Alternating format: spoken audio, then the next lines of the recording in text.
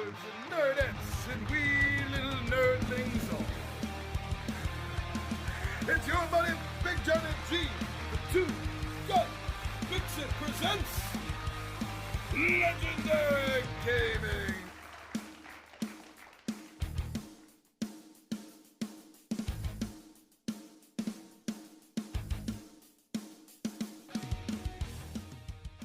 I'm here to tell you about this game. Now, this is unusual. I backed this kind of on a whim. I knew it was one player only, so I was into it. And it was fairly cheap, so I was into that also. It had a quick delivery time. So, I got it. And this has been weird. This has been a little weird. Made me feel like a child again, in a good way. But at the same time, made me think.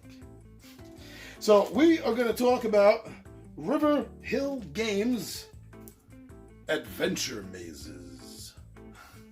These are folding pages, folding book mazes. Really interesting. All right, I'll see you down the table and we'll talk about this.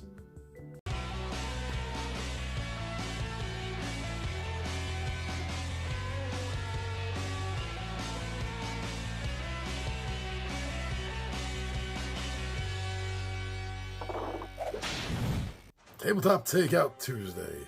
Thank you so much for joining me here with this series.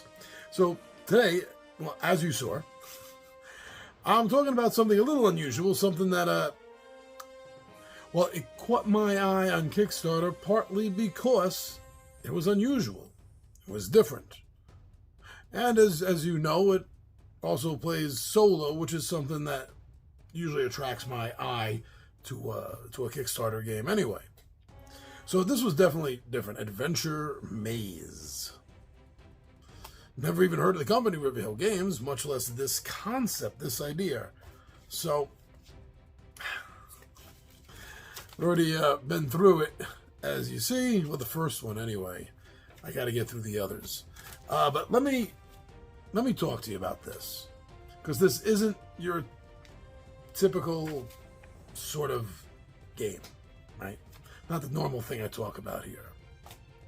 Now, this is a maze, right? Really, that's all it is. And in fact, I was using a pen without the point. You know, I wasn't drawing on it because you really don't have to. But although this is a maze, and I know for a fact that kids are really gonna get involved in this, I also believe from first-hand experience that adults, because this is so different, and you'll see what I'm talking about. It's going to attract the attention of adults too, that may have done mazes before and either are tired of them or can't get enough of them. There's very little middle ground, I think, with mazes. But this is different. This is going to catch your attention. So, now, as far as this being the, as I'm kind of showing you a little bit here, right, and you'll see more in the pictures that I put up, but you see here, this is a flip and fold kind of game, the pages. So you're literally going along the maze, and then you get to a spot and you match those up. See the way the circle matches, and now you got new roads and new paths on that maze. And this goes on for pages and pages and pages. There's they aren't numbered, and I didn't actually count it, but this is all one game. This is all one maze. You're not doing a page. You're going through this little story. And that's another thing I liked about it.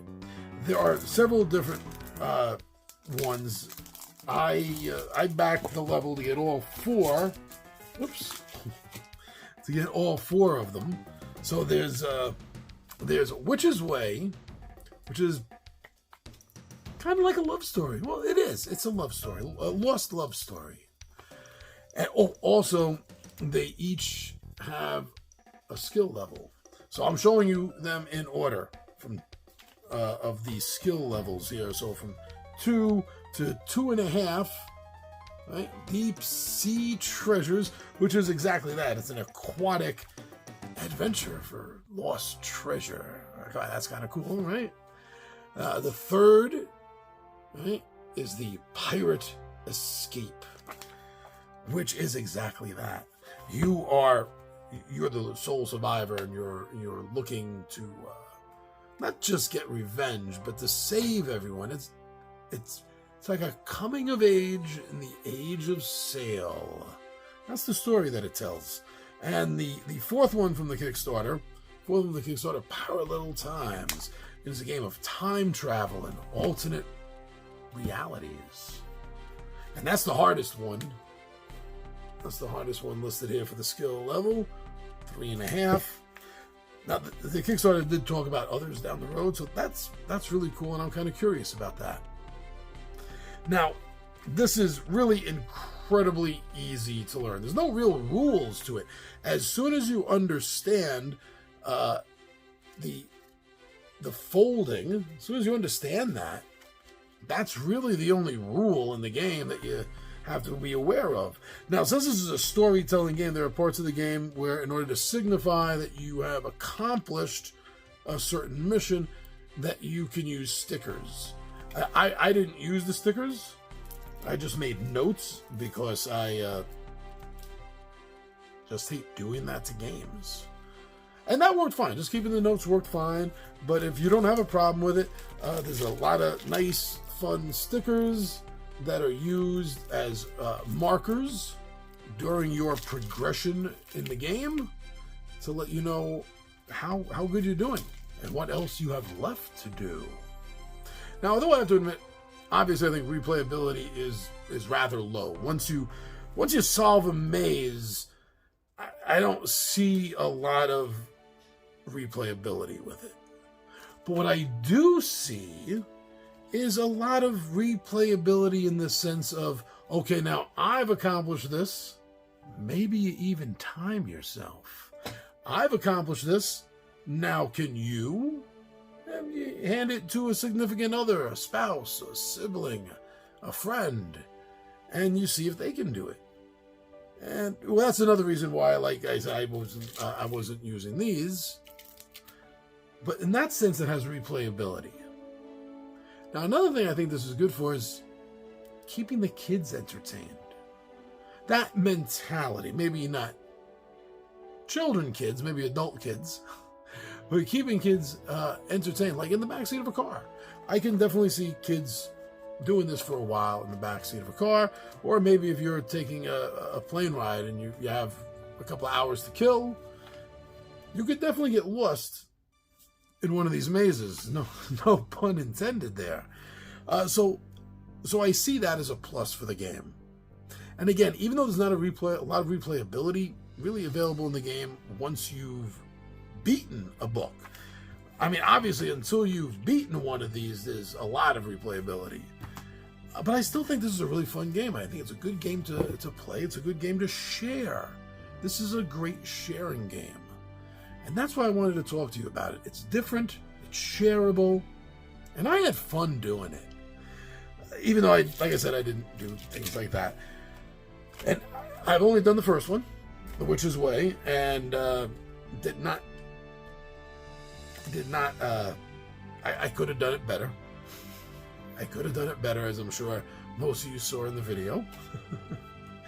But I do look forward to continuing and trying these. Maybe I'll do some videos on those as well. But yeah, Adventure Maze by Riverhill Games. It's fun. I think you'll like it, and it's worth checking out. Thank you very much, everyone. I'm your buddy Big Johnny G for Two Gun Pixie Presents Legendary Gaming. And my friends, I